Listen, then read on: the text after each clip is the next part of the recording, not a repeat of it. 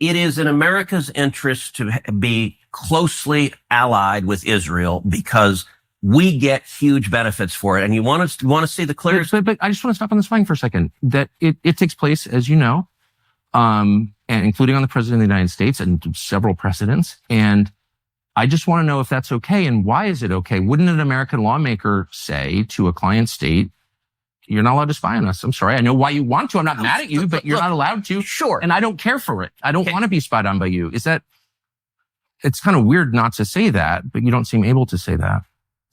Sure, I would say don't spy on us. They're going to anyway. And by the way, the Brits are, the Canadians are. Like, I don't think... Well, I'm not for that at all. Okay. I think it's disgusting. But we don't actually pay their... we're not their most meaningful sponsor. We're not sort of paying for the operations of the British government. I would say, and this is... It's weird. We're talking about isolationists, the obsession with Israel. Why is Israel... Oh, I don't think I'm obsessed with Israel. Okay, but I think a lot of people are. And like the question, Israel spies on us. Well, so does every other country. Why are you mad at Israel? I guess... No. I'm hardly the one who's... I've never taken money from the Israel lobby. Have you? Taken money from the Israel... From AIPAC. So AIPAC raises a lot of money for me, but it's actually a misnomer because the people who raise money are individuals. So it's not the PAC itself, but they're individual members who believe in the American-Israeli friendship and relationship. Is AIPAC a foreign lobby? No, it's an American lobby. It's the AIPAC stands for the America-Israeli Political Action Committee. What does it lobby for? So, to be honest, not a whole lot effectively. Listen, I came into Congress 13 years ago with the stated intention of being the leading defender of Israel in the United States Senate. Right. And I've worked every day to do that. AIPAC, a lot of times, AIPAC, I wish were much more effective. Like they're focused on what do they do? Or the fever swamp of terrified of AIPAC, and AIPAC. I'm not terrified of AIPAC at all. You're the one who seems a little uncomfortable when I'm asking. No, not uncomfortable at all. I'm just asking what AIPAC does. My understanding, having known a lot of people, I could tell you, is that it lobbies on behalf of the Israeli government. Wrong. Oh, okay. When was the last time AIPAC took a position that deviated from Prime Minister Netanyahu? All the time. Name one. Okay. Let me go back and give a little history. If you want to do a deep dive on AIPAC, I don't. I want to do a shallow dive that gets... No. I want to get to the core question. AIPAC is lobbying for a foreign government. And it's not. No. It's lobbying for the United States. It is lobbying for a strong U.S.-Israeli relationship. Okay. So it has nothing to do with the foreign government. It wants America and Israel to be closely allied. Okay. But it's lobbying on behalf of the interests of another country. So that's not true at all. And if it's not true. No. How much contact do you think AIPAC leaders have with the government of Israel? No idea. I imagine some. I think the government of Israel is often frustrated with AIPAC. Do you think there's not nearly strong enough? Do you think there's any coordination between the government of Israel and AIPAC? Do they talk? Sure. If you're lobbying for more U.S.-Mexico trade, would you talk to people in the U.S. and Mexico and the government? Sure. So I'm not mad about that. There are a million countries that lobby Washington. I like a lot of those countries, including Israel. But AIPAC are Americans. But hold on. There are tons of Americans who lobby on behalf of foreign governments. I know them. I'm related to some of them. I know how it works. I'm from here. So my question is not, is it outrageous that foreign governments lobby the United States? They all do, okay, including Israel. My only question is, why don't we admit that is what's happening? You're denying it, but it's true. Yeah, and why aren't they registered as a foreign lobby? Because they're not. They're not a foreign lobby. No, they're not. And this is that there's a fever swamp. Look, it's not a fever swamp. These are very reasonable questions. And you've accused me of being obsessed with Israel, which I'm not. I actually haven't. I've said and of being feverish about it, which I'm not at all. I find it's a very tender spot when you ask it, and I don't know why. So, Tucker, all right, let's go back. I was first elected to the Senate in 2012. I came in Obama's second term. And I actually saw AIPAC be badly wounded in a way they never came back from. And the second term is when Obama did the Iran nuclear deal. And the Iran nuclear deal, I think, was catastrophic. And AIPAC went all in lobbying against it. Yeah. And they failed. And I was the leading opponent of the Iran nuclear. Oh, I know. They definitely failed. Yes. They failed. And what happened, the Obama White House told every Democrat, when I got here, there used to be real bipartisan support for Israel. That has largely disappeared. And it's the Obama nuclear deal that caused it, because the Obama White House told every Democrat, pick. You either stand with Israel or you're a Democrat and you stand with the Obama White House. And almost every single Democrat member of Congress said, I'm a Democrat first, to hell with Israel. And then I watched as AIPAC, every one of those Democrats got reelected and AIPAC did nothing about it. And it dramatically reduced AIPAC's influence. I agree. I watched it happen. And by the way, I told AIPAC, I said, look, the analogy, if the NRA was supporting a bunch of politicians and cared about the Second Amendment, and you had politicians that vote to confiscate people's guns, and the NRA turned around and raised money for the people who voted to confiscate guns, you know what? No one would ever care what they said again. So you're making the case that AIPAC is not as powerful as people say it is, and I completely agree with you. I've watched that, and I'm not making the case that AIPAC is all powerful and they're running everything and putting fluoride in the water. I'm not making that case at all, because that's not true. I'm only trying to get to the question of what AIPAC is, and I don't think you're being straightforward about it. AIPAC is lobbying on behalf of the interests of a foreign country, and they're not registered. And you're saying, no, that's not true. You're saying that they don't coordinate with the Israeli government. Of course, I coordinate. Do they talk with them? I don't know what they do. I can But tell why don't you care? Isn't it meaningful if a foreign government... Hey, I talk with Israel all the time. Of course you do. Of course you do. Countries all the time. But the law is, and a lot of people have been prosecuted under this law, that if you are lobbying on behalf of a foreign government, you must register. That's it. It's really simple. And I don't know why, if I'm working for Malaysia or Qatar or Belgium, and I'm working on behalf of its government's interests through a group of Americans who are representing the friendship between those two nations, I have to register under the Foreign Agent Registration Act. And if I don't, I can go to jail. And people have gone to jail, including people I know. Okay. So I don't understand why we don't just be honest and say they're lobbying on behalf of a foreign government. They're coordinating with the government. You know that that's true. That is not only not true, that is false. They're not coordinating with the Israeli government. Do you know how AIPAC raises money? What? For elected officials, like what they do, like what the actual mechanics is? I get it. I mean, they go to people who are sympathetic to Israel and raise money and then send it to candidates who agree with them. So what they'll do is, so in my last election, AIPAC endorsed me. And they'll host a fundraiser. And they'll host a fundraiser in Dallas or Houston or Atlanta or New York or LA. And they'll do a fundraiser and they'll get someone who will host it. And it's usually a business owner, lawyer, doctor, someone who hosts it. And you get typically at an AIPAC fundraiser, 30, 40, 50, maybe 100 people who live in that city, right? Who care about a strong U.S.-Israel relationship. And if they have, 50 people, each of them writes $1,000 check and you raise $50,000. Yeah, I've been to an AIPAC fundraiser. I know what it looks like. But that is not, and by the way, there's no representative of the Israeli government there. You have, when you're in Dallas, you're meeting with false and silly conversation. I know all this. The question is are AIPAC's goals shaped by the goals of the Israeli government to any extent? Okay, that's a really different simple from question. lobbying on behalf of. It's a simple question. Are AIPAC's goals shaped by the goals of the Israeli government? And I'm just going to ask you a question straightforwardly. And if you say no, I think we both know that's not true. Hey, are they shaped by? Are they coordinating with the Israeli government? Are they talking with them? Yes. Is Israel directing them? You want to talk about FARA? The law on lobbying on behalf of someone. Yeah. It is, I hire you and you lobby on behalf of me. I direct you. Does Israel direct AIPAC? No, they're not lobbying on behalf of them.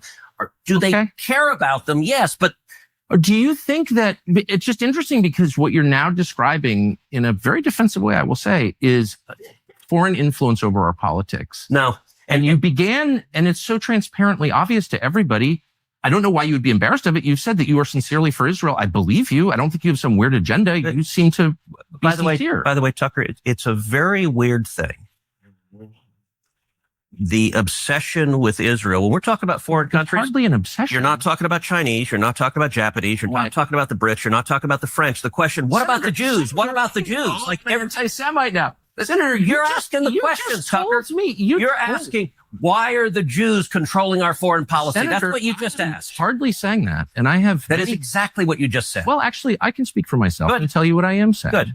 On behalf not simply of myself, but of my many Jewish friends who would have the same questions, which is to what extent, and it's interesting you're trying to derail my questions by calling me an anti-Semite, which you are. I did not. Of course you are. And rather than be honorable enough to say it right to my face, you are in a sleazy, feline way implying it, or just asking questions about the Jews. I'm not asking questions about the Jews. I have There's nothing to do with Jews or Judaism. It has to do with the foreign government. Isn't Israel controlling our foreign policy? That's not about the Jews. You said, I'm asking you. And by the way, you're the one that just called me, I think, a sleazy feline. So let's be clear. It's sleazy to imply that I'm an anti-Semite, which you just did. No, I just said, why is that the only question you, you're asking? You answer it. Give me another reason. If you're not an anti-Semite, give me another reason why the obsession is Israel. I am in no sense obsessed with Israel. We are on the brink of war with Iran. And so these are valid questions. But you're not asking about Iran. If I can finish, you asked me why I'm obsessed with Israel. Yep. 3 minutes after telling me that when you first ran for Congress, you elucidated one of your main goals, which is to defend Israel. Yes. And I'm the one who's obsessed with Israel. I don't see a lawmaker's job as defending the interests of a foreign government, period. Okay. Any government, including the ones that my ancestors come from. So that's my position. That does not make me an anti-Semite. And shame on you for suggesting otherwise. And I mean that. And that's low, and you know it's low. So why don't you just answer my questions I'll answer in a straightforward, rational way? You certainly have the IQ to do it. So shame on you is cute, by the way, Tucker. It is. It's not cute. I'm offended. I'm obsessed with the Jews. You just told me. You just called me a sleazy feline. It is sleazy to imply that I'm an anti-Semite for asking questions about how my government is run. You want to count how many questions you asked about? What about the Jews? What about Israel? What about AIPAC? I never asked about the Jews. This has nothing to do with the Jews, whatever that means. This has to do with a foreign government. And once again, shame on you for conflating the two. They have nothing to do with each other. I'm talking about the influence of Israel and Jews have nothing to do with each other? All Jews, or an attack on all Jews, which I am not, nor would I ever be undertaking now. I'm not attacking anybody. By the way, that's who Iran wants to kill, is all the Jews and all the Americans. And I'm totally opposed to that, okay? But now, because except you don't want to do anything about it. Decisions need to be made. We can talk about those decisions. And I plan to. Good. But I just want to get a sense of whether you think, having described yourself as an America First person whose only criterion for judgment on foreign policy is America's national interest, to what extent you're influenced by a foreign government, which gives you a lot of money through its lobby. And you're claiming this has nothing to do with the foreign government. They're not coordinating. Yes, they're spying on us, but it doesn't bother you. And I'm sort of wondering, like, what is this? This is one of the weirdest conversations I've ever had. I'll tell you what, and I'll answer any. Let's pause for just a quick moment. Thoughts? Gotta get the cat out of the way first. Mm-hmm. Yeah, they're arguing over just petty stuff right now. It's kind of ridiculous. I mean, every country does it. That probably has some type of political influence. Seems like every country does it. That's what they said. Mm-hmm. So it seems like a silly thing that they continue to argue over. Wait, you got to expand it more than that. It's not that they're just arguing over that. It's that one of the two parties points everything at Israel, and the other party has caught on to everything being pointed at Israel. It's not just that they're arguing over petty stuff. Well, they're arguing over the AIPAC thing. Sure. And they talk about, yes, in the past, so the Dems bailed, essentially, on Israel. Mm-hmm. And now it looks like the Republicans are too. Well, yeah, because of people like Tucker. Absolutely. He's influencing millions and millions of people with his just asking questions and stuff. And I'll just take a quick moment to just say that it bothers me. I don't know how well versed Ted Cruz is with Tucker Carlson, but if I was sitting in front of him, I was sitting, of course you're an anti-Semite. You're probably the most dangerous anti-Semite in the entire country currently. He almost did say that. He just didn't use this is the problem, right? Yeah. Is everyone's lying to each other all the time, to include just not telling the truth. And it allows someone like Tucker to almost weaponize it against Ted Cruz, because Ted Cruz isn't willing to actually go all the way and say actually how he feels and the things he's seeing. So he allows Tucker to turn it all around. Yeah, well, he's a professional politician. He knows how to use his words, and he chooses not to go direct. Yeah, which I just think is a mistake, especially with someone like Tucker. You think, look at the way Tucker's treating him, the way he's acting, all of it. Ted Cruz doesn't get any points by holding back the punches and telling Tucker who he really is. It's like fighting with one hand behind your back, while a man like Tucker fights with 2 hands behind his back, with no hands behind his back. Yeah, exactly. And gloves on that say, kill all Jews. Yeah. You know what I mean? But he loves the Jews. Yeah, it's just so insane. It's, yeah. Question you like, but let's try Are you to going to call me an anti-Semite again or no? let's try to ratchet down the temperature a little. You're the one who went to motive. I'm asking honest questions. I Just asking questions. Yes, that's it. That is what I'm doing. Of course. let's try to ratchet down the temperature a little. Murphy movie called The Distinguished Gentleman. No. It's a great movie. It's actually a fun comedy about politics. And Eddie Murphy in the movie is a con man who gets elected to Congress. And he's literally a con man who the congressman dies. He has the same name. And so he runs and they get elected. And there's a scene in the movie where Eddie Murphy is a freshman member of Congress and he's sitting down with a sleazy lobbyist. And he's asking the lobbyist, all right, what should my positions be on, I think they were talking about power plants and electrical transmission lines. And the lobbyist's like, well, what do you believe? And Eddie Murphy's comment said, I don't care. Whatever gets me the most money. I'll do whatever gets me the most money. And the lobbyist says, no. Pick a side. Doesn't matter what you pick. If you pick one side, we'll go shake down everyone who supports that side and they'll give you money. If you pick the other side, that's fine. We'll just go to the other side and shake down that. That's a little bit the way it works. And you often get leftists in the media who say, for example, if you support the Second Amendment, as you do and I do, well, you're just bought and paid for by the NRA. And that actually is backwards. I believe in the Second Amendment because I believe in the Constitution. Now, am I proud that the NRA supports me? Sure, because people who care about the Second Amendment want to support leaders who fight for it. But it gets it backward. Look, AIPAC, when I ran for the Senate, AIPAC didn't support me. I supported Israel before they supported me. I'm happy to have their support because they share my objective. No, but you're missing it. But I'm not suggesting that you're bought and paid for. I'm not saying that. I want to go back. Sincere. I want to go back and take the transcript because you just said a minute ago, I'm slightly paraphrasing, but are you lobbying for a foreign government because they pay you a lot of money? That's basically what you said. So you are suggesting that. Let me just be clear about what I think. Your views seem totally sincere. Yes. You take money from people who agree with you. Yeah. I believe that. I take money from people who disagree with me. I'm only trying to get to the question of to what extent is the U.S. government influenced by other governments? And it's a lot. Of course. It's hardly just Israel. It's hardly just Israel. I don't think Israel's the main one. There are lots of governments. China is a massive influence on this city. And it's a huge problem. As you know, I couldn't agree more. And there are lots of other. The UK, which is a truly sinister place, in my opinion, as a ethnic Brit, I can say. I think that's my view. Maybe you disagree. I think they're on the wrong path. I love whatever, the Brits, but their government without even getting into that. I'm just saying I don't think Israel's the only one, but it's the only one where you're instantly called an anti-Semite for asking questions, and it's also the only government that no one will ever criticize.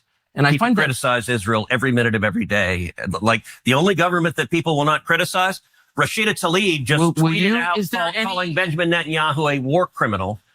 Rashida Tlaib? No, you said no one will criticize. I'm talking about Republicans that I would vote for, including you.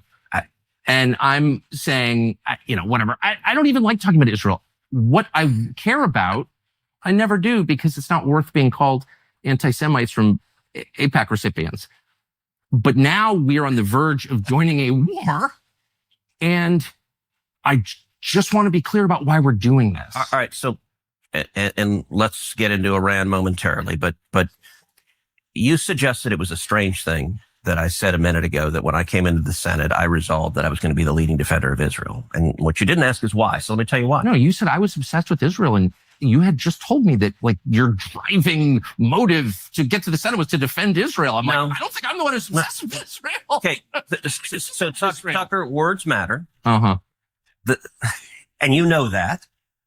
I said I resolved to be the leading defender of Israel, and you said your driving motive, the reason you're in the Senate. You want to be the leading defender of Israel. I would think if I ran for Senate, I'd be like, there are people dying of drug ODs on the street. My driving motive is to fight for Texas and America, and to fight for jobs, and to fight for the Constitution. And you played a very, very careful word game of eliding. You're the one who said it, not me. So you still haven't asked why, but I'm going to tell you why. Okay. And the reason is twofold. Number one, as a Christian, growing up in Sunday school, I was taught from the Bible, those who bless Israel will be blessed, and those who curse Israel will be cursed.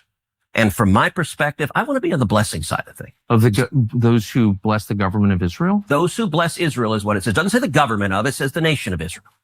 So That's in the Bible. As a Christian, I believe that. Where is that? I can find it to you. I don't have the scripture off the tip of my. You pull out the phone and use the. It's in Genesis, but so you're quoting a Bible phrase. You don't have context for it. And you don't know where in the Bible it is, but that's like your theology. I'm confused. What does that even mean? Tucker. I'm a Christian. I want to know what you're talking about. Okay. Where does my support for Israel come from? Number one, because biblically we're commanded to support Israel. But number two, hold on. I'm not holding on. Hold on. You're a senator, and now you're throwing out theology, and I am a Christian, and I am allowed to weigh in on this. We are commanded as Christians to support the government of Israel? We are commanded to support Israel. And what does that mean, Israel? We're told those who bless Israel will be blessed. But hold on, define Israel. This is important. Are you kidding? This is a majority Christian country. Define Israel? Do you not know what Israel is? That would be the country you've asked like 49 questions about. So that's what Genesis, that's what God is talking about. The nation of Israel, yes. And so is that the current borders, the current leadership? He's talking about the political entity called Israel? He's talking about the nation of Israel. Yeah, nations exist, and he's discussing a nation. A nation was the people of Israel. Is the nation they're the descendants of Abraham to in Genesis, is that the same as the country run by Benjamin Netanyahu right now? Yes, it is. Okay. And by the way, it's not run by Benjamin Netanyahu as a dictator. It's a democratic country that elected. But he's the prime minister, right? But just like America is the country run by Donald Trump. No, actually, the American people elected Donald Trump. The same principle. This is silly. I'm talking about the political entity of modern Israel. Yes, and that is. You believe that's what God was talking about in Genesis? I do. But that country's existed since when? For thousands of years. Now, there was a time when it didn't exist, and then it was recreated just over 70 years. But I'm saying, I think most people understand that line in Genesis to refer to the Jewish people, God's chosen people. That's not what it says. Okay, Israel, but you don't even know where in the Bible it is. So I don't know. I don't remember the scriptural citation. But okay, I keep. It's like Genesis 16 or something like that. But yes, it's in the earlier part of the book. But the point is, all right, Tucker, you keep interrupting me before I finish my sentence. It's important to know what you're talking about. I don't know what so you're saying as a Christian, if I believe in Jesus, I have to support the modern state of Israel? No, I'm not saying that. I'm explaining for me what my motivation is. But okay, so I'm just trying to understand. You said God tells you to support the modern state of Israel in the Bible, in some place in the Bible that you heard about, but you don't know where it is. That's your theology? You're going back, am I a sleazy feline again? I mean, if you accuse me of anti-Semitism again, I will say that, but I don't think you will. Try to be a little less condescending. I'm trying to have a conversation. You're throwing this stuff out, and it's my job to figure out what you're talking about, but I don't understand. But you're not letting me. Okay. I'm sorry. I want to be polite. That is for me a personal motivation, but I also, what I was about to say, I don't believe my personal faith, not everyone who I represent is a Christian. It's not an argument for me to give that we should do this because of my faith. And so as an elected official, I don't give that as the reason we should support Israel. That is a personal motivation for me, but I don't think it is the reason we should. The reason that I am the leading defender of Israel is because Israel is our strongest ally in the Middle East, an incredibly troubled part of the world, and supporting Israel benefits America. And the clearest illustration of that is what is happening right now. Let me just make this point, and then then I'll just ask what you mean. That's it. Okay. Yeah. Look, Iran, I think the most acute national security threat facing America right now is the threat of a nuclear Iran. I think China is the biggest long-term threat, but acute and near-term is a nuclear Iran. Okay. And I think Israel is doing a massive favor to America right now by trying to take out Iran's nuclear capacity. And the reason I view Iran differently, we talked before about Iraq. I opposed the Iraq war. We talked about Syria. I opposed military intervention in Syria.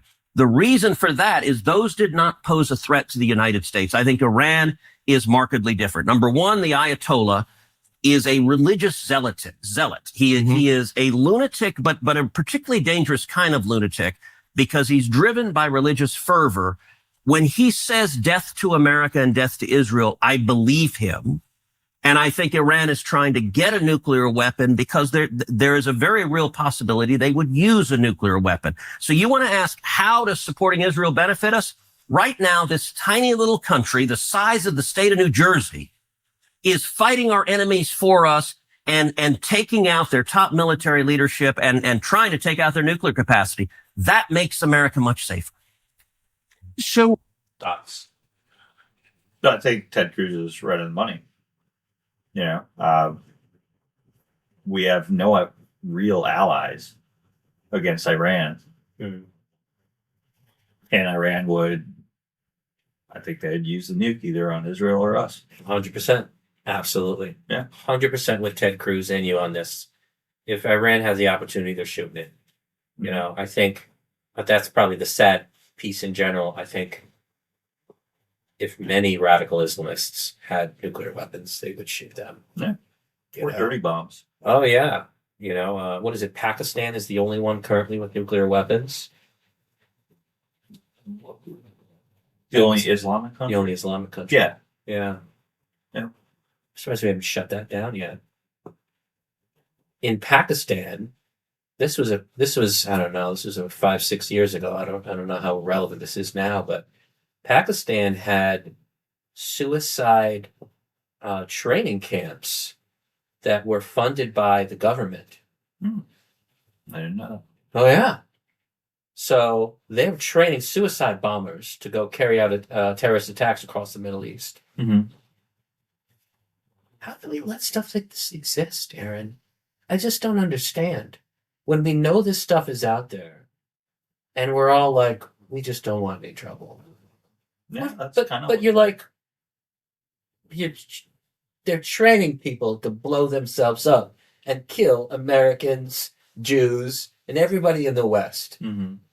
And it's just so strange. It's like having a neighbor you know wants to grape and kill your family. Mm-hmm. And you're like, we're good. Yeah. We're just gonna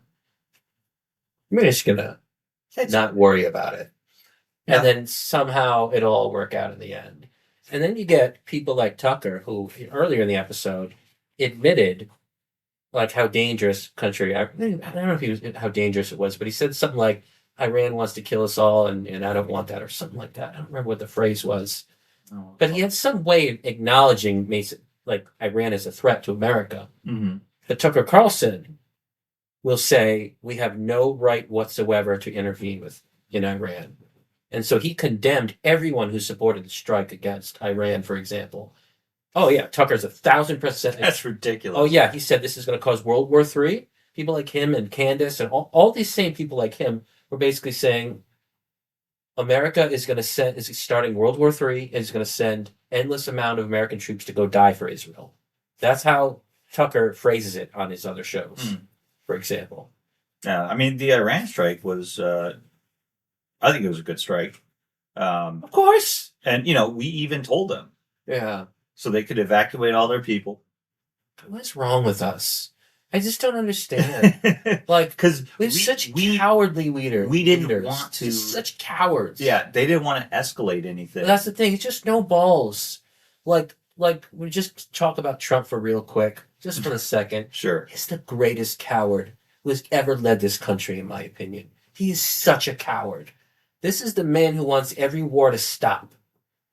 It's just so disgusting. People don't want the war to stop. People want justice. People don't want terrorists and dictators to grape and murder and mutilate their way across countries and continents and have some lowlife like Trump come in and say, everybody stop fighting. And then allow the dictators and terrorists to regroup and then come back with more mayhem and murder later on. It's just so disgusting. Oh, the next administration will have fun. Real quick, let's talk Hamas for 2 seconds. All right. Hamas has been freed for approximately 6 weeks or so. I'm not doing great with time in general since I quit my job. Every day's a weekend when you have no job. You know how that goes. Future episode on that. It'll be a doozy. But Israel's ready. Israel's ready to finish the final military capabilities of Hamas and their highest ranking people that are still left. And America comes in and says, nope, we're not going to let you do it. J.D. Vance comes out and admits to the world that we threatened Israel. Okay? This has never happened before. We threatened them to take this deal. Trump decides that we're just going to have peace. And Hamas says we're going to disarm. Yeah. And Trump, because he's just such a coward, Like, history means nothing to him. He decides he's going to accept it, of course. Mhm. And then, I don't know if you saw when he came out publicly, Trump said, I heard it from his mouth. I don't remember the exact words, but he said something like, we're going to let Hamas handle security in the interim. What? So all the terrorists are hiding in tunnels. Mhm. They're barely functioning. Almost the majority of all their people have been wiped out. And Trump says, not only are we going to stop the good guys from killing you, we're going to let you out. And then we're going to let you wander freely through Gaza and kill every last good person who's foolishly stood up or spoken out during all this entire time. And so that's what Hamas has done. A month and a half, Trump let them do security. You know who else he let do security? In the pullout of Afghan. Oh no, that was Biden. My bad. I was gonna say Biden let the Taliban do security. Baghdad. Just insane. Dirtbag moves, the two of them. Yeah. But so Hamas has been free for 6-ish weeks, maybe more, killing and raping their way everywhere they go. Yeah. And they're recruiting, they're re-recruiting, and Trump still goes on TV and he says, haven't you guys heard? We have peace in the Middle East. No one will give me credit. We have peace in the Middle East. Great. Like, it's just so disgusting. And you imagine your whole administration, no one can tell him the truth. Mm-hmm. It just like, this is the stuff I expect under the blue side, and it's like 1,000 times worse on the red. Yeah, so it's just so difficult. Foreign policy, his ability to handle foreign policy is just awful. He wants wars to end. He doesn't ever want justice to be had. None of that means anything to him. No. He loves the smell of his farts so much that all he wants to do is have everyone tell him how great his farts smell. And so for him, he wants to be the guy who ended the war, each one, so they can all tell him how great his farts smell. That's the whole thing. It is the simplest thing humanly possible from a man who only functions by other people telling him how great he is. Not yet. I mean, that's his whole life, though. Yeah, I mean, even when he was a business leader, he would create companies. He wouldn't pay his employees. Oh yeah, you know, the guy I met the other day at the hospital, at the VA, the guy who was saying nobody will debate me on Trump. Shoot, I just forgot what I was about to say on that. What thing did you just say a second ago? He doesn't pay his people? Yeah, he said he used to work for Trump years ago and he never got paid. Yeah, that was it right there. Yeah, you know, you don't pay your people, you create shell companies and have them declare bankruptcy and, yeah. What a world. Good stuff. The president has said repeatedly Iran cannot have a nuclear weapon, yes, and he will do whatever it takes to stop Iran from getting a nuclear weapon. He said that like 100 times. He clearly means it. I think he will use force to effect that if he feels he has to. I think he's been really clear about that. I don't know, but it seems that way. Do you feel it? Do you think that's correct? Whether he would use force to stop a nuclear weapon, I think he has put that option on the table. He certainly suggests. I mean, I have literally no idea what's going to happen, but just reading his statements, he's made that really clear. So what he has been very clear about, and I spoke with the president on Sunday, is he has been very clear to Iran that if they attack U.S. servicemen and women, there will be real consequences and I think very serious military. By the way, this is a sidebar, but I just can't resist. The Prime Minister of Israel said that Iran tried to assassinate Donald Trump twice. Yeah, I read your newsletter this morning, and but do you believe that's true? I think it was sort of a word game. What is true is Iran is trying to assassinate Donald J. Trump, and they have hired hitmen. Now, you pointed out... No, he said that they had tried twice to kill him, and I don't know that... I don't have any evidence that's true, but I sort of wonder if that is true. Why aren't we at war with them already? Okay.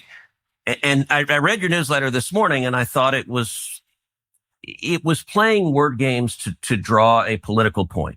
How's that a word game? It's my president. And can I tell you? Yeah, please. Okay.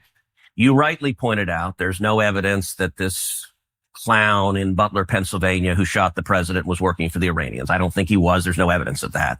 Although I would like to know more about who he was and what's going on. But I don't find it plausible that he was working for the Iranians. So was that caused by the Iranians? No. But what is true, and what your newsletter didn't acknowledge, is it true or false that Iran is currently trying to murder Donald J. Trump and has paid hitmen to do so? Well, that's the question, and I don't know the Butler, Pennsylvania thing. Butler, Pennsylvania. Let's just put that aside. I don't know. So Netanyahu misspoke when he said those two assassinations were because of Iran. But what he was saying that is right is they're actively trying to murder Donald J. Trump. Is there? Okay, so you're aware of a plot to kill Trump? Yes, that Iran is paying for. And by the way, when? It has been over the last, I'd say, 18 months to 2 years. In the United States? In the United States, yes. They and let me point out. Has anyone been arrested? For the Trump attempted assassination, no. But they are also actively paying Iranian hitmen to murder Mike Pompeo when he was President Trump's first Secretary of State, the first term rather. John Bolton, when John Bolton was National Security Advisor to President Trump, and a guy named Brian Hook, who was Assistant Secretary of State. Right. During the Biden administration. Wait, hold on. Can we go back to Donald Trump? Because he's not president. No, it's a big deal. What do you mean? When no one has been arrested for these assassination attempts on Trump. Yes. They've hired hitmen. How do we know that? All right. Let me break it down. People have been arrested. So the reason I brought up Pompeo, Bolton, and Hook, who are under active assassination attempts because of their service in the first Trump administration, under the Biden. Well, they say that. I've never seen any evidence of it. Can I give you the evidence? Well, let's just stick with Trump. No, because these are interrelated. So let me make a bloody point. Under the Biden administration, the State Department was spending $2 million a month providing security for Pompeo, Bolton, and Hook. And they did arrest Iranian hitmen at John Bolton's apartment complex who rented, I think, the apartment next to him and were actively trying to assassinate him. And they went and arrested them. So, yes, they caught Iranian hitmen. Now, it so happens Iran's not very good at it. So I don't know how long ago it was. At some point since Trump's been elected, he removed the protection from those people, by the way. So those people are now vulnerable to being actually killed by Iran. So that's who our disgusting leader is right there. Yeah. So and how outrageous is that? So people who helped you, Trump, in your first term have a death sentence on them from the country Iran. And not only do you not kill the people who are responsible for this, but now you remove their protection so their lives are at risk. Yeah. This is who our president is. And I just feel like nobody has any idea like what they're doing. It's going to be so much worse in 2028 when it all comes back again from the blue side. When once again, people like me and you and our children are the enemy again of politicians, of every single thing you can imagine in America. It like breaks my heart that stuff like this goes on. Yeah. Because we're going to go right back into the most messed up world again. Worlds where white people are made to be the enemies of everyone. Where people responsible for crime are told that you're the victims. And every evil thing that you did during this lifetime was because of some evil white man who did something to your relatives in the past. Yeah. That's the world we're going back into again because of dirtbags like Trump, dirtbags like Tucker Carlson.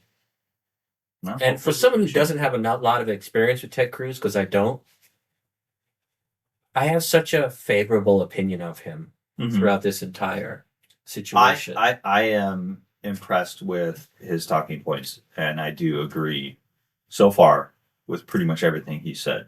When I think of, and again, I don't know enough about him, so maybe he's got some crazy stuff that we don't know about yet, but when I think about what a good Republican looks like versus the kind of evil Republican that the Dems all rally against, around and against, these two, Tucker and Ted Cruz, are perfect examples. Where Tucker, for me, is everything wrong with the Republican Party. Lies, poison, deception, hatred. And then Ted Cruz, right? Cooperation, communication, looking out for people. Just a generally honorable human being. From what I've seen, again, a lot of that comes from one interview. But I really enjoy how he explains what his position is and why. And nothing comes off, right? I got a pretty good radar for deception. And nothing comes off for even a second with Ted. Not for 1 second do I feel like he's lying right now. Yeah. Whereas Tucker, dozens of times. Dozens already, you know? Oh yeah. Yeah. I really dislike watching Tucker just because acting like an idiot is not a good way, I think, a good strategy to interview someone. Yeah. And arguing over petty stuff is annoying, but and so his goal each time is he's trying to stop Ted Cruz from making any points because he wants to keep these narratives going of, the Jews are all evil and everything, everyone's lying to us and all of whatever other nonsense comes from him. There we go. And so they are actively trying. And in fact, but what about Trump? He's the president. If there's a plot to kill Trump by the Iranians. Okay, so you dispute that the Iranians are trying to kill Trump?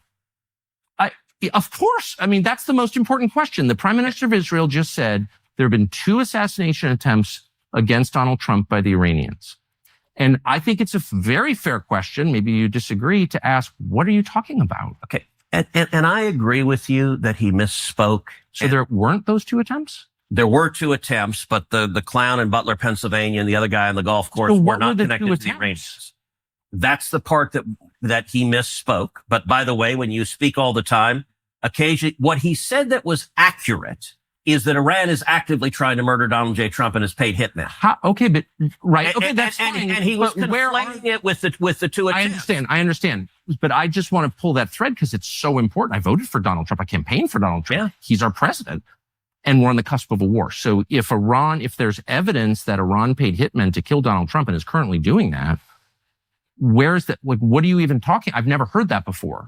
Okay. Where's the evidence? Who are these people? Why haven't they been arrested? Why are we not at war with Iran? That's a great question to ask. How do you know that that's true? We know that it's true because we have been told that by the military and our intelligence community for the last 2 years. We meaning who? Congress has and the public. I mean, we had multiple testimonies. I can send you testimony. Do we know the names of the people or where this happened or what they tried to do to kill Trump? So he's trying to get him right now. So what he's doing right now, so there's a tactic. So the tactic in debating is when you can't counter what the other person is saying and they're about to start striking home with really important, back and forth you can't really afford to lose because it damages you in your in this back and forth. What they'll do is he's going to try to find a fact of some sort that Ted Cruz doesn't know about, and he's going to hammer about it. Mm-hmm. So, like, he's just asked this question: do you know the names of all the people involved in the? Come on, Tucker. So you're going to see stuff like this. This is what bad actors do. This is what dishonest people do. They point something out that's not relevant, and they focus on it, and they're going to focus. Oh, you don't even know their names? You don't even know their names? You're going to talk about these people? You don't even know their names? You don't know where in the Bible it says that? That's exactly it. You don't know where in the Bible it is? I think it was somewhere in this or this or this, but yeah. We have not apprehended an Iranian hitman trying to kill him. We know that Iran is trying to do so. In the United States? Yes. And by the way, like Iran... This just seems like a huge headline, and you're acting like everyone knows this. I didn't know that. Iran put out a whole video about murdering Trump. Right, but I've never heard evidence that there are hitmen in the United States. I mean, trying to kill Trump right now, we should have a nationwide dragnet on this, and we should attack Iran immediately if that's true. So, this is the guy who's saying, we're about to be at war with Iran, World War III. Because we're going to strike one of their facilities. And then he said, right now, based on what you're saying, we should be at war with Iran. Yeah, we should attack Iran. Yeah, it's stupid. None of it's real. It's stupid. None of it's real. It's stupid. All of it is a lie. All of it is a con. He just says things like that because he's on his way to the next attack. That's all it is. It's just so slimy. Don't you think? No. If they're trying to assassinate our president? They have been for 2 years. Then why are we at war with them? Well, we are trying to... Why don't we just nuke Tehran if they're trying to murder our president? There's nothing that you could do that would be worse for the United States than murdering Trump. And I just don't understand why you're not calling for the use of nuclear weapons against the Ayatollah right now. I'm serious. If you really believe there's a use of nuclear weapons, whatever part it of the takes. problem of... So you don't seem to take the allegations seriously. I do. If you believe they're trying to murder Trump, we need to stop what we're doing and punish them. Can I ask something? And I mean this sincerely. So, yeah, Ted. All right. 20 years ago, you were, I think it's fair to say, in the interventionist world. You were a vocal, a vocal defender of the Iraq War. I was a promoter of the Iraq War. And you now, and look, I think you were mistaken. I think you were mistaken. That's okay. Look, people change and learn, and that's part of the journey of being human. Your views have moved, though. In my view, they've gone way too far the other end. And so I'm just totally confused. Why. I'm saying, hold on. Wait, this is one of the weirdest conversations I've ever had. I'm saying if it's true that Iran is trying to murder Trump, we need to move militarily against Iran immediately.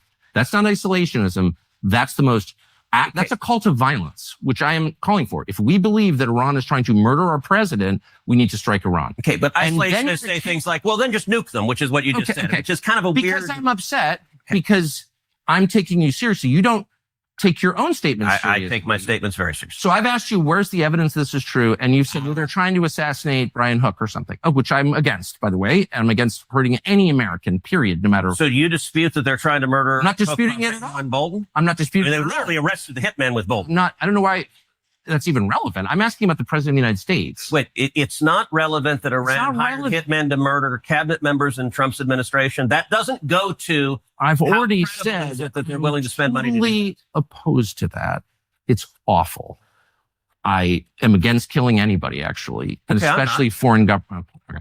No, I'm asking about your allegation and the Prime Minister of Israel's allegation that Iran is trying to murder the president. Killing terrorists is a good thing. Killing people who are trying to murder Americans is a good thing. Because if you're America first, you want to protect America. And so killing Osama bin Laden was a fantastic... But you don't really believe that they're trying to murder Trump, or Yes, I do. Yes, I do. Why aren't you calling for military action against Tehran right now? Because they're not very effective in terms... Sorry, real quick. So in another episode we're going to watch at some point, Tucker Carlson says, if America chose to apologize to the parents of Osama bin Laden, he wouldn't be against it. Just wanted to throw that out there real quick to let you know how Tucker feels. Tucker feels that we are the bad guys compared to Osama bin Laden. The stuff that has gone on from Tucker that people don't know is mind-blowing. He is a traitor to America, a traitor to the Republican Party, and certainly a traitor to Christians everywhere. Yeah. Of hitmen, their hitmen are not very effective. I do think... So they're hitmen, but not the bad kind, the efficient kind? No, what are you saying? They're a weak country who is on its knees, and I think we need to... Then why are we so afraid of them? Why are they the biggest threat if they're a weak country that's on its knees? Because they're trying... I'm trying to keep track. They're trying to develop... So gross. Be a little less snarky. I know, you're right. That is a problem that I have. I'm sorry. They're trying to develop nuclear weapons. They are close to developing nuclear weapons. And even a weak country with a nuclear weapon. Look, I believe there is a very real possibility if the Ayatollah develops a nuclear weapon that he would detonate it either in Tel Aviv or New York or Los Angeles. And that would be utterly catastrophic. And I don't know what the chances are of that. Let me compare and contrast Iran to North Korea. Wait, can I just ask one last question about trying to kill the president? You sincerely believe, you promise, that right now the Iranian government is trying to murder our president. Yes. You sincerely believe right now. Absolutely. And yet you are not calling for military action against the government that's trying to murder our president. Can you explain that? That is a good question. I don't think they're very effective. I do think we should, by the way, America is... You're willing to take that risk? I think we should protect the president and we should take out our enemies. Well, Israel is doing that right now. But aren't they? Why would we outsource it to Israel if they're trying to? Why do we have Israel regime change? That's a pretty good example of why I'm for regime change. Okay, so you're saying we should just go in and take out the government of Iran. No. Why would we outsource it to Israel if they're trying to murder our president? Hey, you sound like the isolationist. What I'm saying on any military judgment is there needs to be a cost-benefit analysis of what are the risks versus what are the benefits. In this instance, I think it is enormously in America's interest to do what Israel is doing right now, take out Iran's senior military leadership and take out their nuclear capacity. That is benefiting America, and it is a good risk reward. I would oppose invading Iran and putting boots on the ground to topple the government. if the risk got severe enough, I would support that. But I think the relative risk is not severe enough to justify that step at this time. What I would absolutely oppose under any circumstances is invading Iran and then staying and trying to turn them into a democracy. And part of where Iraq really went off the rails is not only did we topple someone who was fighting radical Islamic terrorists, who was a bad guy, but then we tried the vision of interventionists. It actually overlaps with the vision of a lot of Democrats. Let's go promote democracy in the world. I agree. And it is our military's job to kill the bad guys, to defend America. It's not their job to defend international norms. It's not their job. So I have zero desire for the U.S. military to turn Iran into Switzerland. Look, would it be nice if they suddenly became Switzerland? Sure. If I could wave a magic wand, great. But I'm not going to send your kids or my kids to be in front of guns to go make that happen. Well, bless you for that. I think that is the lesson that I learned from Iraq. I promoted that war. Apparently, unlike you, I was dumber. And I think that you just articulated the main lesson of it, which is it's hard to do that, and we're not good at it. But I will, and so we are agreeing on that. I will say vehemently agreeing. As a corollary, that doesn't mean that horrible, evil dictators are okay. And going back to Reagan and the Cold War, we have lots of weapons. I am happy to highlight the brutality, the oppression, the human rights abuses of regimes, even though I don't want to invade them, because I think the bully pulpit of American leadership is really powerful. And I think dictatorships are terrified. So I've spent 13 years in the Senate. One of the things I do frequently is highlight dissidents in Iran and North Korea and China. In Venezuela, people are being tortured. Miriam Ibrahim in Sudan, who was sentenced to 100 lashes and then to be killed for the crime of being a Christian. And I repeatedly went to the Senate floor and shined a light on the government of Sudan. It was corrupt. It was evil. I practically begged Barack Obama, say her name. Ultimately, I felt that way with the J6 prisoners. Yes. Look, there is power to speaking out. And ultimately, Obama never did say her name. He would not say her name. Ultimately, there was enough international condemnation. The government of Sudan let her go. And so she was not executed. And I met her. So she had a 2-year-old son, Martin, and she gave birth to a little girl named Maya. And she was in leg irons in prison waiting for the death sentence. They were not going to kill her until she gave birth. And they told her, we will not kill you if you will renounce Jesus. And she refused.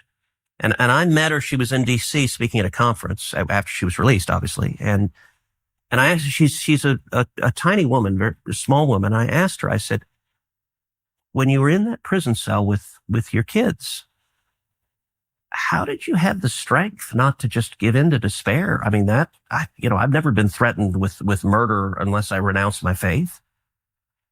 And she just said to me with a real peacefulness, she said, Jesus was with me. And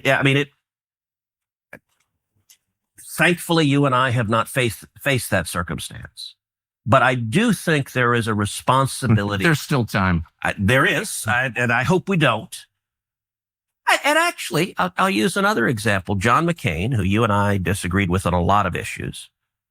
I respected and admired him for his service and time as a prisoner of war. I think his policies I disagreed with vehemently and fought against them. But the man fought for America, and he was thrown in prison, and he was tortured by Vietnam, and he was given the opportunity to be released early. And he turned it down because he thought it would be dishonorable to leave before his fellow servicemen and women. And when I first got here, there were no women there, but yeah. Okay, man, you're right. When I first got here, McCain hated my guts, and he actually referred to me and Rand as wacko birds. I remember. I have up on the shelf, I have a baseball cap that a grassroots supporter gave me with a picture of Daffy Duck and labeled wacko birds, which I liked and laughed when. But when he did that, I went to the Senate floor and I gave a speech praising John McCain. And it was the day he had attacked me publicly. And it happened to be, it was the 40th anniversary of his release from the Hanoi Hilton. And I just talked about what a privilege it is to serve with someone who suffered for his country, who served.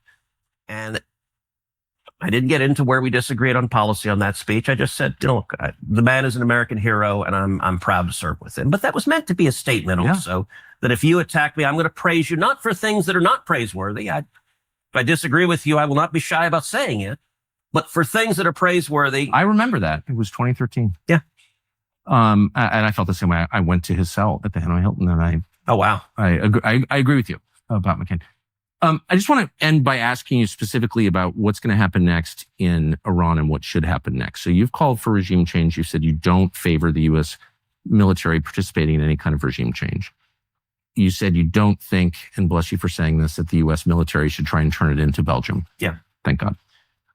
But there is a third option where it turns into Syria, where it's this open wound and it causes massive migration and further destroys Europe, as Syria has. Yeah. And that's a huge cost, and where lots of people die and religious minorities get murdered in Syria again. Are you worried about that? Sure. And listen, that lots of bad things can happen. But going back to what we talked about, the principle of defending America, I agree with President Trump that Iran with a nuclear weapon is an unacceptable risk to America, and we need to stop it. I agree with President Trump, and I'll make a point. But he's not for regime change. He's not. So he and I disagree. Yeah, look, I think he thinks it would be better. He has not said he's for it. And you know what? Look, it is consequential when the President of the United States says, I'm for regime change. So I understand why he hasn't. What he has said is he's drawn a red line and said, Iran will not have a nuclear weapon, and the only acceptable outcome is complete dismantlement. So they have centrifuges. They're enriching uranium right now. They're trying to develop a nuclear weapon. He said they must have complete dismantlement. I led 52 senators, Republican senators, in a letter where we said we agree with President Trump. That's the red line, complete dismantlement. I agree with President Trump. I agree with him supporting Israel, taking out Iran's military leadership, taking out their nuclear capability. And I'll point out, look, if you look the first term, I am hard-pressed to think of a single foreign policy decision Donald Trump made the first term that I disagree with. And that's not entirely accidental, because I spent a lot of time the first term in the Oval Office with him. And what happened in the first term often is you would have in the administration, you had interventionists in the administration, you had isolationists. And they disagreed. They would fight within the administration. And often what it would give is an opportunity for me to come in and say, hey, there's a middle path here that President Trump agreed with frequently. And it's worth noting, in the first term, he most assuredly was not an isolationist. Look, he took out General Soleimani, which I emphatically agree with. And in fact, I introduced a resolution that we voted on the Senate floor commending him for taking out General Soleimani, who was the leader of the IRGC and who was responsible for killing over 600 American servicemen and women. When Trump came in, ISIS had a caliphate that had grown up under Obama that was about the size of the state of Indiana. And Trump came in and utterly decimated them. He killed the terrorists, took away their caliphate, and defeated them. And he also took out Baghdadi, the head of ISIS. I mean, those are not the actions of an isolationist, but at the same time— I don't even know what isolationist is. It's just a slur designed to control. I mean, I've never met an isolationist. I don't even know what that means. Okay, Rand Paul is my colleague. Rand is an isolationist. Okay, and Tucker, you've become one, and I don't mean it as a slur. You consistently say, you have said— actually, I want to read from your newsletter, because if you ask what an isolationist is, your newsletter a couple of days ago, you wrote,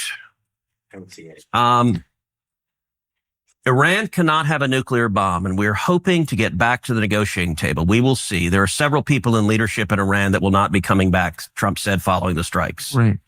It's worth taking a step back and wondering how any of this helps the United States. We can't think of a single way. Okay, that to me is the essence of isolationism. And let me just ask you, when the Ayatollah chants death to America, I believe him. Do you not believe him? Do you think he doesn't mean it when he says death to America? Well, I think he hates America. For sure. And I'm opposed to that. And do you think he's willing to act on it? It's not just hate America. He also is leading a country and trying to develop under certain nuclear weapons. circumstances, for sure. So the question is, do you act in a way that makes that more or less likely? And that's a tough call. It's something that you can debate. One of the ways you shut down debate is by calling people names like isolationists, pretending they're like pro-Nazi or something, or as you did, claiming I'm an anti-Semite. That's not a way to get to a solution or have a rational conversation. That's a way to make people be quiet. The guy called. And I'm against that. And okay, so if you don't like the label isolationist, how would you... Look, Rand, and I served with Rand. Rand is a friend of mine, but Rand opposes every military action in every circumstance. You don't oppose every military. This whole thing is infantile, and you know that it is. It's a way to call people names Trump's and military make them actions do you support? and make them with them all, and make them be give quiet. me a name. If you don't like that, I'm not trying to have you be quiet. We've been talking an hour and a half. I'm asking, if you don't like the name isolationist, how would you describe it?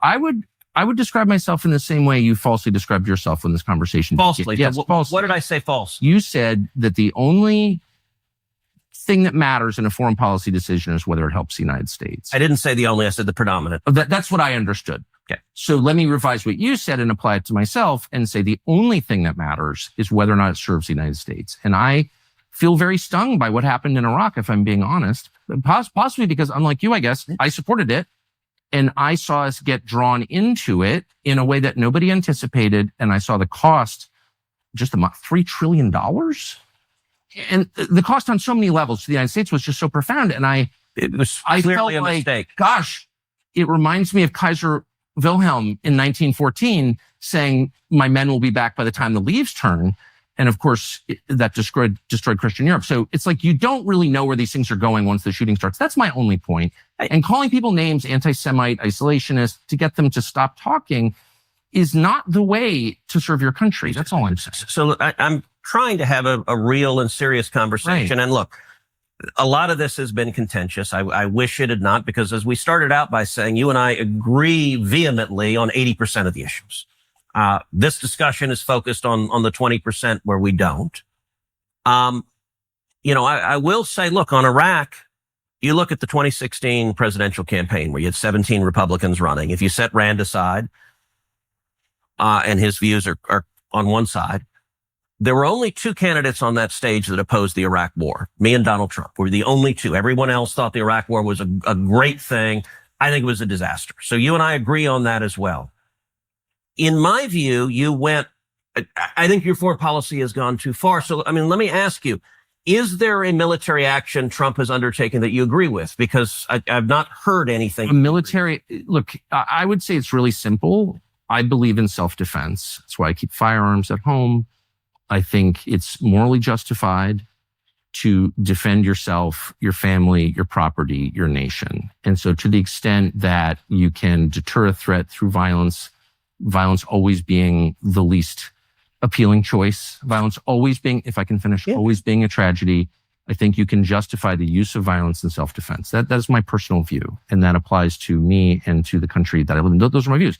That's not an isolationist view. It's not an anti-Israel view. It's not an anti-Semitic view, with apologies. It is, I think, a pretty common sense view. But my problem is that lawmakers in Washington are light on detail with these things, and they speak, as you do, entirely in moral terms. These people are bad. These people are... I'm not speaking entirely in moral terms. I'm not interested in killing bad guys. I'm interested in killing people who are trying to kill us. If we had... That's different. I'm not engaged in morality. Are you now? Because you told me that the government of Iran is presently trying to assassinate Donald Trump. And that's undisputed. There's literally nobody who disputes that fact. Then why don't you support military action right now against Iran? We are engaged in military action right now. Why don't you support offensive military action? We're bombing the crap out of them. Israel is, and we're supporting them. Israel is. Okay. So why shouldn't the U.S. military defend its own president? I don't understand that. Look. And it goes back to... Because you don't really believe it's true. That's why. Everyone... Nobody disputes it, Tucker. Did you land on the moon? What other conspiracies do you not believe? Was 9/11 an inside job? I mean, like what? So where?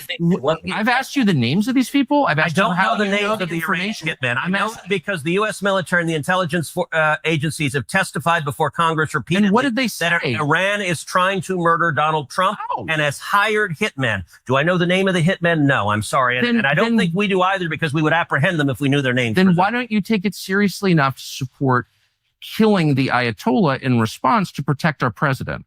But you don't. This doesn't even make any sense. And you're calling me an isolationist. If I believed that was true, I would support military action against the government of Iran. Okay, that's interesting, because there is literally... You can't kill our president. All right, out of 535 members of Congress, I am not aware of one who disputes that Iran is trying to murder Donald J. Trump. That's not even the looniest Democrat doesn't dispute that. So I don't. You're saying if you believed what is, I think, a fact that they are trying. You think it's a fact? Yes. What is the fact exactly? That they've hired. Where did in the United States? Yes. Americans? Yeah, he's not in Iran, so they haven't hired hitmen. No, but are they the hitmen American? I don't know. Oh, okay. I'm telling you what, and by the way, I'm not the CIA. I'm not the Department of Defense. I'm telling you what they have told us. I'm not disputing it. I'm merely saying we are. That I'm not. I'm saying the logic train has a massive hole in it. If you believe that's true, then you should, by definition, support killing the people trying to kill our president. But you don't support that. Now, Tucker, so I'm wondering what's going on here. Tucker, you took offense to the word isolationist, and I genuinely don't mean it as a pejorative. I disagree with it. But if you don't like that term, I don't know how else to describe what is a coherent foreign policy that says I believe we're surrounded by two giant nations. By the way, isolationism has long been a school of. I believe in self-defense. I'm not okay, but not into the slurs, the anti-Semite stuff. I just don't like that. I'm telling you what I believe. So, but is there a single military action Trump took that you agree with? So, do you agree with taking out General Soleimani? Oh, I don't know. It turned out better than I thought. I mean, you said at the time it would lead us to World War III. I was worried about it. I've seen that. Well, but that proved not the case. It was wrong. As I have been many times. Did you agree with taking out the ISIS caliphate? Well, if we took out the ISIS caliphate, why are they running Syria right now? And you're for that. Why is that? What do you mean? I didn't say I'm for that. You don't seem to have a problem with it. I did say ISIS is now running Syria. You're like, we'll see. No, I did. Look, I mean, I know why. By the way, I know why. Push Assad out. Assad toppled. It's hilarious. You know why I don't care? It's bad, but no, ISIS runs Syria, but that's fine. We'll just kind of wait and see on ISIS. Not a big deal. You know not a big deal. They're trying to kill Trump. Hold on a second. I want to get back. You know why I don't care, and why, and you do your trademark smirky laugh. I know why you don't care. Talking about what? Why don't I care? I don't know why. You tell me. Because you think it's okay because they're not making angry noises or something, but by your own standards, ISIS is so immoral that they must die, but now they're running Syria, and you don't think that we should take military action against the government of Syria because why? They're ISIS. What I said is I don't know how good or bad it'll be. Look, I wasn't pushing Assad out. He fell. He fell on his own, in part because he was heavily supported by Hezbollah, and when Israel took out the Hezbollah leadership, he lost his basis of support. But the current ISIS leadership, you don't think is bad? You can't say it's terrible that ISIS runs a country? I am concerned about it. Concerned? Aren't you horrified?